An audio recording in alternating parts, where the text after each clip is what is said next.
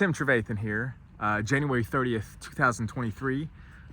Towards the end of the month, there's been a lot of activity going on in real estate, and I need to share it with you guys. All right, this is an unedited, unscripted video, just fresh off my mind. There's a lot that I want to share with you guys. So if you have been following my channel, I've been coming out with intermittent video footage, updates of the market. And those have been good because it shows basically what's going on with the market from every 3 months interval. Well, now in January, a lot has changed. To my disbelief, I've had the busiest January of my entire career in real estate here in the Metro Atlanta area. A lot of buyers needing to buy, a lot of sellers needing to sell, and it's unlike anything I have seen. I've had a buyer who basically, he had to compete with multiple offers. And we haven't had that kind of situation since around April or May of last year after the rates spiked up. Guys, we are now officially in what's called, I call it, the 90-day grace period, the 90-day golden opportunity period, the calm before the storm, however you want to coin the term. And you might be asking, what do you mean the 90-day grace period, Tim? I think that there's a possibility that the next 90 days may be the best time to purchase a home. And the reason why I say that is because I'm starting to see an influx of buyers coming into the market. A lot more showing activity. I had a listing, we sold it last week, and we had 13 showings in the first 3 days. And it's night and day difference from October, November, and December. Keep in mind that January, around this time, is the slowest time of the year for real estate. Add that to the interest rates being around 6%, it's pretty surprising. And so what I mean by 90-day grace period is that if rates come down 1% or even just 0.5%, by the time the summer season comes, when that is the busiest time traditionally in real estate, we could be seeing competition all over again. Maybe not like 2021, but multiple offer situations, yes.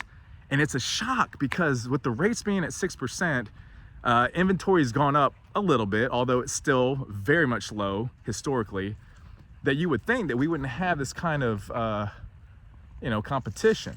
And like I said, I've had buyers that are competing with multiple offers. We had to go over asking price by $25,000 on a home, albeit that was a lower price range. We offered $300,000 on a house that was priced at $275,000. And sorry, my dog here, he's pulling me into him. Lawrence, should they buy a house?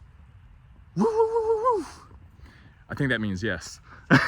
Anyway, my point is, and guys, I don't have a crystal ball, but all I'm saying is that if the rates come down even just 0.5%, all these buyers that are waiting to buy a house now, they're sitting on the sidelines. They're going to re-enter into the market. And if you're waiting and you're going to go into the market at that time, you're going in at the same time as everybody else. And it's going to be that competition all over again. Maybe not like 2021, but possibly like 2020. 2020, we had a lot of multiple offer situations. We weren't seeing contingencies like appraisal and financing contingencies being waived at that point, but they were beginning to towards the end of that year. So guys, please, in 3 months after I posted this video and you guys come back to it in 3 months, please don't yell at me if I'm wrong. I'm here to provide value based on current market conditions and firsthand real world experience. So all I can say is that I've had about 12 to 13 to 14 showings on average in the first weekend of listing properties in the month of January. And I've had multiple offer situations along with buyers having to put in full asking prices just to get the home. So if that's happening in January, the slowest time of the year with 6% interest rates, think about what's going to happen at the busiest time of the year in the summer with 5.5% interest rates. I think the reason for this, and let me prop up the phone in a different way because my arm was getting tired there. You might be asking, well, why is this, Tim? I think there's a couple of reasons. One, I think the shock has finally worn down. So the shock of the interest rates doubling in a matter of 6 months last year, that has now been accepted as a new normal for a lot of buyers. So they're like, Tim, I'm ready to buy, and I'm having people they're just coming out of the woodworks. And I'm hearing from a lot of other agents the same thing. So a couple more things that I should share in regards to why we're experiencing this kind of competitive market already in January. So like I was saying before, in regards to seeing the interest rates go up to 6%, and now people are accepting it as the new normal.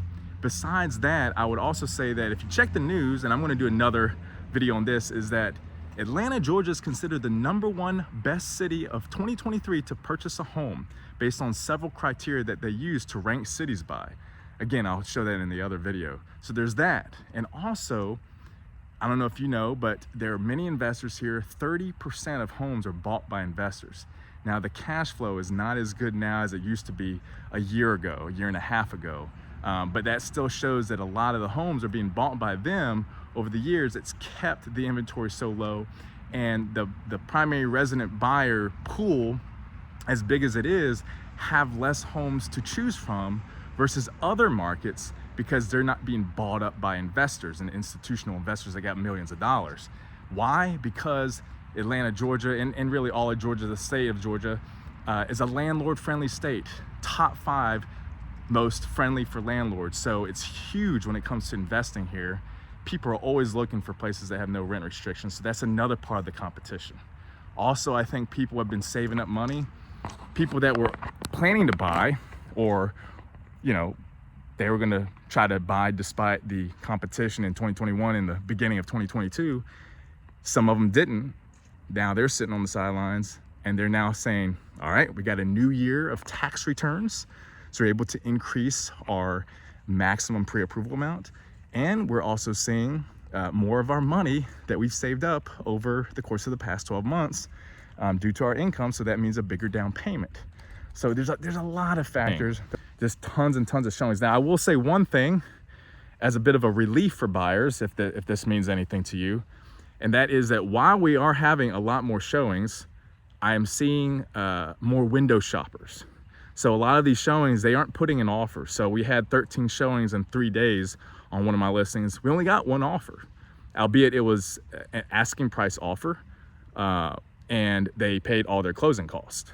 But that was 12 other buyers that didn't put an offer. So it depends on the area. Of course, move-in ready homes and priced well are the ones that are going to sell the fastest and going to be most competitive.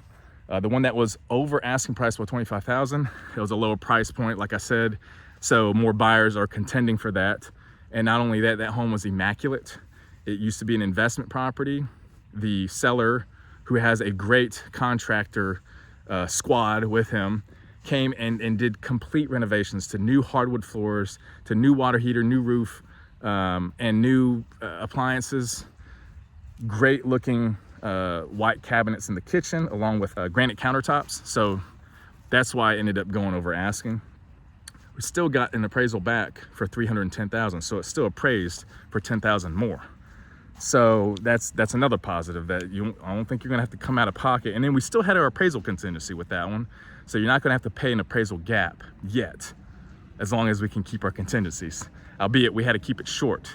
Typically it's around 14 to 21 days. We had to do an 8-day appraisal contingency for that one to get it. And as well as it was a 2.5-week closing, not a cash buyer, from financing. Typically it takes 30 days to close. So having said that, be on the lookout. If you're on the fence about buying, the next 90 days could be the best time. You can always refinance later, maybe 1 year, 2 years from now. And I always recommend make sure to refinance once the interest rate comes down at least a full percentage point, because you're going to have to pay closing costs on a refinance. Some people are not aware of that, and that's going to run you about $5,000 or $6,000. So it's not worth paying that $5,000 or $6,000 until the interest rates come down, probably about a full percentage point, to really see the return on investment. Okay, so with that said, I'm going to give you more updates. I'm going to give you more details of these particular transactions that I've been working with in January in a different video. So be sure to subscribe if this is your first time, and be sure to check out the next video when I'm about to upload it.